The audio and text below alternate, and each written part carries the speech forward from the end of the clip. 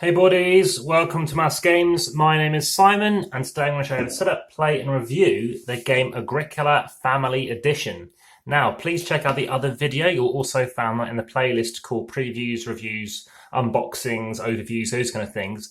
But this is mainly about how to set up, play and review. So a little bit of background, Agricola, agri from the Latin for field. This is from the very popular game Agricola, which is a much heavier game, and it does have a family version in there. And I've also played other games such as Caverna and 24 other games by Uwe Rosenberg. Additionally, I have played the small two-player game Cave vs Cave. On this case, it's all creatures big and small, not great and small, as I and many others used to say. So let's talk about how to set it up initially. So this is a game where you're trying to get the most points. You're trying to get people into your farm. You are this farmer down here. I'm representing myself as blue. You could be green as an example in this two-player mode. So that's set up as a 2. You can swap out this jigsaw piece into something else. And please check out that solo playthrough if you want to see actually how to play the game. And after this in another video, please hit the subscribe button and the notification bell and you'll be notified when that's available. Also hit the like button, share, comment, and check out that description for further information. So we have various things. We have rooms that can fall off as well. We have obviously lots of things going on here, lots of improvements, which I'll talk to you about in a moment.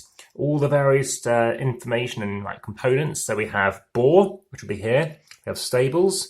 We have cattle. We've got some sheep down here. Some wood. We've got some food. The first player marker, which is this one here. We've got some more wood. We have some flax, some hemp kind of material. We have some clay or some brick. Throughout the game, these things will start accumulating. So at the beginning of the game, you're going to be laying out the noun equal to whatever it states here. So 3, 1, 1, 1, and 1. The round marker starts here. It's a 14-round game. And you'll be going out and looking to do worker placement actions, where it means if I want to go, say, here, then nobody else can go there. That's how this game works. You're also going to take these various tiles. They're going to go over the various spaces. So we have 5 in play here. And as I mentioned, there are some improvements. So you're trying to get the most amount of points at the end of the game.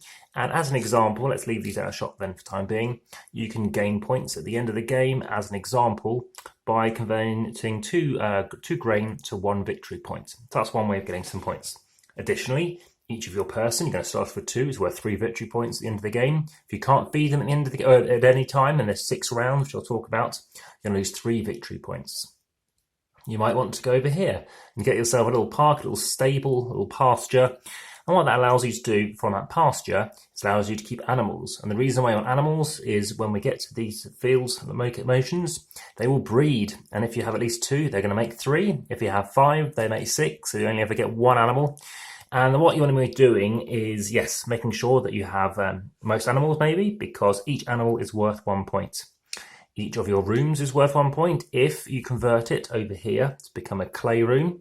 Also, if you might want to get some fields, and if you happen to get some fields, you can get some grain. And grain on a field at the end of the game is worth 1 victory point.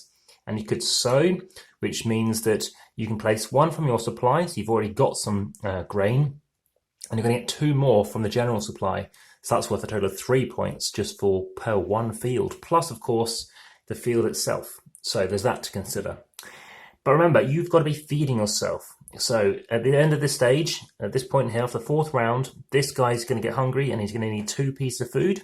You could get it from here. You might have some grain. You can feed them if it's not already on your field, as well as various other ways, such as over here. You could spend a grain and a wood to get 3 pieces of food, so you can leave that food for later. You could slaughter animals if you've got the relevant upgrade as well. So let's go through a round and show you what I'll be doing.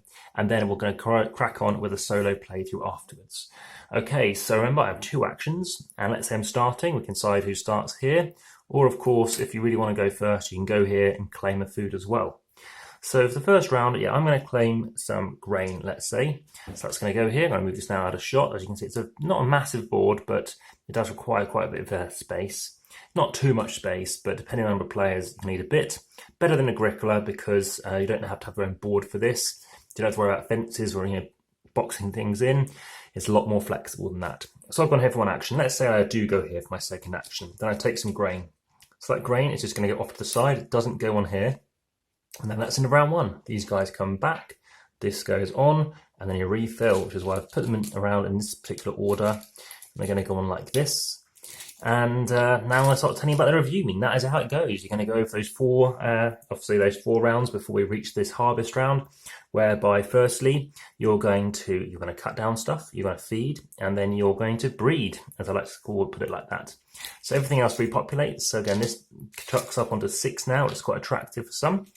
That gets another piece of food on it, so it should have had one earlier actually. Again, these don't trigger yet, but later on in the game, you can get some more people. If they're in a clay room, as an example, you get some boar out of here, you can get some better things over here, you can get more people out, and various things can progress. That is very much a review, and that's how to set up play and onto the review now part of it. So, as I said, it's a crunchy game. You know, you want to go, oh, I've got a game plan, I want to go here. But you cannot. It's going to come down to what people want to go. And if they will start going here, well, you've got to perhaps go for the animal route and try and get some animal points. Or maybe go a different way. Maybe there's a different way you want to go. Maybe you want to, double up, or maybe gain points this way instead. Whatever you have the most things, might be a way of, attracting you to why and where you want to go somewhere. And compared to the Agricola and the other games by Uwe Rosenberg, I give this game a 7.8. I give it a very good, almost a great rating. I don't like the rulebook too much. It's very vague in many, many places. There's at least 6 things whereby it's not particularly clear one way or another. So with other people who've read the rulebook as well, they've agreed with that. They've definitely found it a bit tricky to really understand what's going on. And aside from that, though, it plays very quickly. As a solo game, I've played it in under 20 minutes, which is good. And as a 2, 45 minutes on the box. So I'd say I'd play it in under 40 minutes. Again, it is tricky. It is, I really want to go there, but I cannot. So you might have to just get a single one thing, whatever it might be. And again, keeping an eye out on the fact that, every animal's worth of points. If this has accumulated 8 animals, then of course that's a good amount of points. And of course they could breed as long as you have the space. So early on, these are quite expensive in comparison. 3 wood to get you 2 animals in there, but you could get a better one, which is obviously 5 for 4. Or in this case, 6 for 6. You have 7 for 8 though as well. So lots of different options available for you. Aside from that, I do like the art.